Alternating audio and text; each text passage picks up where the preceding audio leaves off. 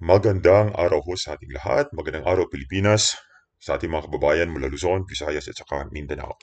Lalong-lalo na sa ating mga kababayan na apektado ng tropical storm na Christine diyan sa Luzon, lalong-lalo na sa Bicol region. Well, meron tayong magandang balita pero hindi masyadong magandang balita dahil utang naman ito sa lahat ng mga members ng Social Security System or SSS dahil pwede ho kayong mag-loan.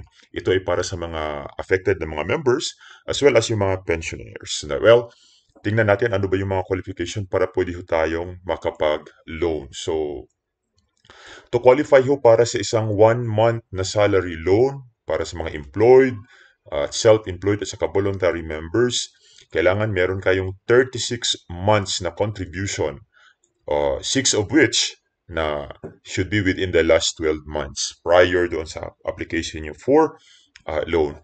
Yung mga ano naman, yung mga may 72 posted contributions, meron ho silang option na pwede silang mag-loan ng 2 months salary loan. So para ho yan sa mga uh, employed at saka self-employed at saka mga voluntary members ng Social Security System or SSS.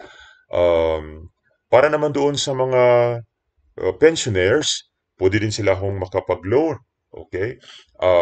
Kailangan lang nila na pwede silang yung mga retired pensioners, pwede silang makapag-loan 3, 6, 9, or even 12 times doon sa kanilang basic monthly pension plus 1,000 additional amount but not exceeding, hindi lalagpas sa 200,000 pesos. Okay? Then, meron din nakalatag dito, ano ba yung mga qualification doon sa mga pensioners na gustong mag-avail sa nasabing loan. Okay? So, yan ho para sa mga SSS members. Well, tingnan naman ho natin yung ating mga kababayan na under sa GSIS, so yung mga government workers. So meron din, pwede ding mag-loan itong ating mga kababayan na apektado ng bagyong Christine. Okay? GSIS opens emergency loans doon sa mga apektado ng mga area.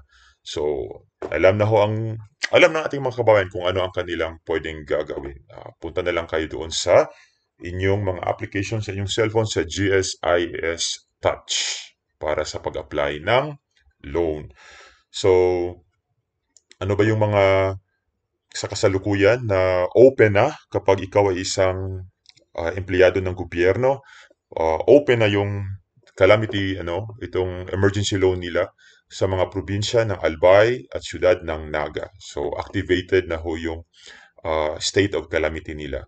At saka other na mga areas na monitored ng GSIS para pwede makapag-loan. We have the Bicol Region, Calabarzon, Mimaropa, Central Visayas, Negros Island, Eastern Visayas at Mindanao para sa state of calamity ng mga declaration. So, hintay lang muna kung ang mga lugar na ito ay uh, mag-declare ng state of calamity. But so far, this is October 25 kahapon. So, kapag ikaw ay nasa Albay at sa Naga City, open na. Pwede na ho tayo mag-emergency loan. So, ano ba ang ating gagawin? Punta lang ho tayo doon sa GSIS Touch, no? Application ho yan. So, pwede na ho kayong mag-loan para maka makaahon din sa calamity nangyari sa itong tropical storm sa bagyong Christine. So, yun lang ho. At saka, get well soon. Parang may sakit sana makaahon tayo mula dito sa nangyari sa atin. Lalong-lalo na sa mga state of calamity ng mga areas. Okay? So, yan. At saka, happy weekend sa lahat.